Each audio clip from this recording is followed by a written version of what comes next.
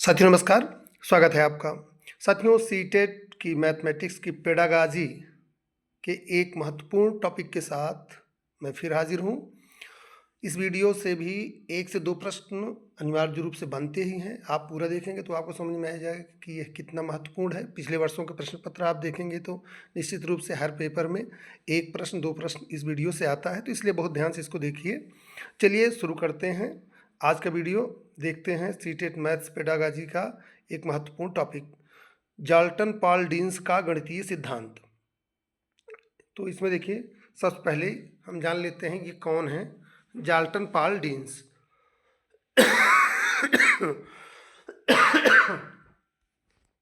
साथ में ये हंगरी के गणितज्ञ व शिक्षा मनोवैज्ञानिक थे।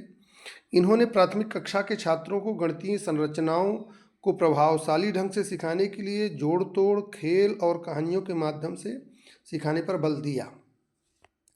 दूसरा महत्वपूर्ण बिंदु, इनके अनुसार अधिगम एक सक्रिय प्रक्रिया है, इसलिए छात्रों को अंतरः क्रिया करने के लिए अवसर प्रदान करना चाहिए।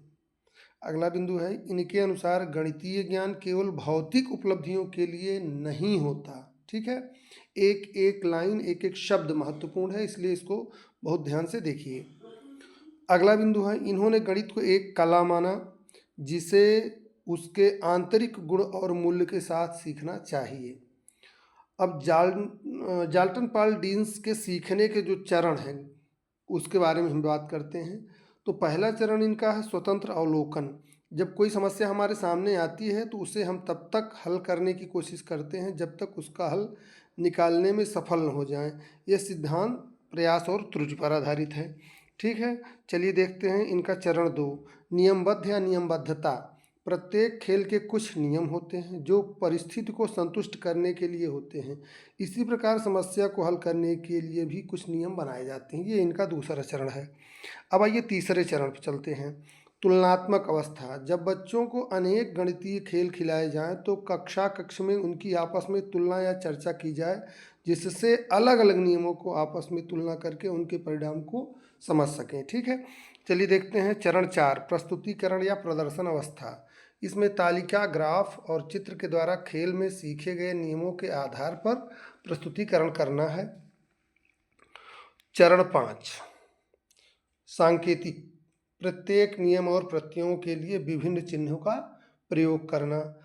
चरण 6, सिद्धांत। प्रारंभ में प्राप्त जानकारी सिद्धांत है। समस्या को हल करने के लिए उसके सिद्धांत की जानकारी का होना आवश्यक है, जैसे बर्डमास का सूत्र, पाइथागोरस प्रमेय आदि। यहाँ एक चीज़ बहुत ध्यान से समझ लीजिए कि एक प्रश्न पूछ सकता है कि जाल्टन पॉल डीन्स ने सीखने के कितने चरण बताए हैं। तो ये 6 चरण है भैया।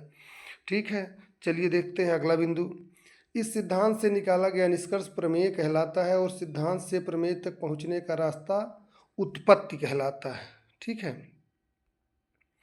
जाल्टन पॉल डीन्स के सीखने के 4 नियम, यह भी बहुत महत्वपूर्ण है, इसको ध्यान से देख लीजिएगा। नियम 1, गतिशील सिद्धांत या गतिक नियम। बच्चों को अनुभव देने के लिए मूर्त सामग्री का उपयोग करके शुरुआती ज्ञान दिया जाना चाहिए, जैसे खेल, पहेली, संरचना आदि।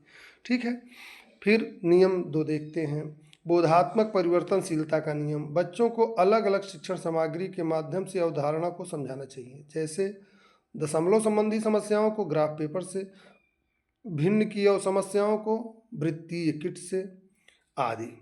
नियम 3 क्या कह रहा है? नियम 3 कह रहा है गणितीय परिवर्तनशीलता सिद्धांत। एक अवधारणा के हर पहलू को समझना चाहिए, जैसे दशमलव की अवधारणा को भिन्न में भी बदलकर सिखाना चाहिए। नियम 4, रचनात्मक सिद्धांत। इसमें गतिविधियों की सहायता से अवधारणाओं के निर्माण पर बल दिया गया है। साथ में देखते हैं गणित पाठ्यक्रम का अर्थ। यहाँ पहला बिंदु बहुत महत्वपूर्ण। पाठ्यक्रम शब्द लैटिन भाषा के क्यूरेरे शब्द से बना है, जिसका शाब्दिक अर्थ होता है दौड़ का मैदान। शिक्षा के क्षेत्र में इसका आशय दौड़कर शिक्षार्थी को अपनी मंजिल तक पहुँचने से है। अगला महत्वपूर्ण बिंदु, पाठ्यक्रम शिक्षा का एक अभिन्न अंग है, जिसके द्वारा शिक्षा के उद्देश्यों की पूर्ति की जाती है। पाठ्यक्रम में विषयों के साथ साथ स्कूल के सारे कार्यक्रम आते हैं, अतः पाठ्यक्रम एक ऐसा साधन है जिसके द्वारा अध्यापकों, छात्रों, लेखकों को उचित मार्गदर्शन मिलता है। अब पाठ्यक्रम का महत्व क्या है, साथियों देखते हैं बिंदुओं में। पहला बिंदु है पाठ्यक्रम वह साधन है जिसके द्वारा शिक्षा के उद्देश्यों की पूर्ति होती है। पाठ्यक्रम शिक्षण सामग्री का निर्धारण करता है। ठीक है। अगला बिंदु है पाठ्यक्रम शिक्षण विधियों के प्रयोग का साधन है।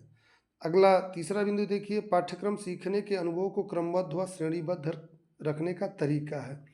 अब पाठ्यक्रम के संदर्भ में क्रो एंड क्रो के विचार या उनकी परिभाषा आप देख लीजिए। पाठ्यक्रम कलाकार के हाथ में वह साधन है जिससे वह अपनी चित्रशाला में अपनी सामग्री को अपने आदर्शों के अनुसार ढालता है। बहुत महत्वपूर्ण परिभाषा है ये, सीडीपी की दृष्टि से भी और मैथमेटिक्स की दृष्टि से भी। ठीक है। अब देखिए, माध्यमिक शिक्षा आयोग ने पाठ्यक्रम के बारे में क्या कहा है। विद्यालय का संपूर्ण जीवन पाठ्यक्रम है जो छात्रों के सभी पक्षों को प्रभावित करता है, उनके व्यक्तित्व के विकास में भी सहायक होता है। ठीक है। एनसीएफ 2005 के अनुसार बिंदु 1 पाठ्य एनसीएफ 2005 के अनुसार पाठ्यक्रम क्या है, कैसा होना चाहिए, इसके बारे में बहुत महत्वपूर्ण ये सारी लाइनें इसकी है, इससे प्रश्न बनता है। एनसीएफ 2005 के अनुसार पाठ्यक्रम कैसा हो। पहला बिंदु है पाठ्यक्रम रटने की प्रवृत्ति को बढ़ावा न दे। ये हमेशा मना किया जाता है, ठीक है ना, कि पाठ्यक्रम में रटने की प्रवृत्ति को बढ़ा देने वाला पाठ्यक्रम नहीं होना चाहिए। दूसरा है पाठ्यक्रम बच्चे के वास्तविक जीवन से व अनुभवों से संबंधित हो। तीसरा है गणितीय पाठ्यक्रम गतिविधियों पर केंद्रित हो। पाठ्यक्रम में प्रतिदिन की भाषा, गणितीय परिस्थिति की भाषा, गणित की समस्याओं को हल करने वाली भाषा और उससे संबंधित प्रतीक का प्रयोग होना चाहिए। पाठ्यक्रम ऐसा हो जो बच्चों को महत्व दे, विषय को नहीं, यानी पाठ्यक्रम बाल केंद्रित हो। पाठ्यक्रम महत्वाकांक्षी होना चाहिए ताकि इसका उद्देश्य केवल संकीर्ण न होकर उच्च उद्देश्य को प्राप्त करने में सहायक हो। पाठ्यक्रम सुसंगत होना चाहिए ताकि विविध प्रकार की विधियां और कौशल जो अंकगणित, बीजगणित आदि से संबंधित हों, ताकि हाई स्कूल में विज्ञान और सामाजिक विज्ञान में आने वाली समस्याओं को हल करने में सहायक हो सके। अब देखिए, प्राथमिक स्तर का पाठ्यक्रम कैसा होना चाहिए।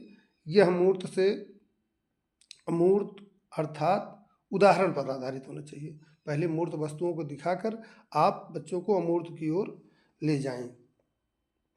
दूसरा मूर्त वस्तुओं को दिखाना या मूर्त उदाहरणों के माध्यम से अमूर्त की ओर ले जाकर सिद्धांत की ओर, नियम की ओर ले जाना।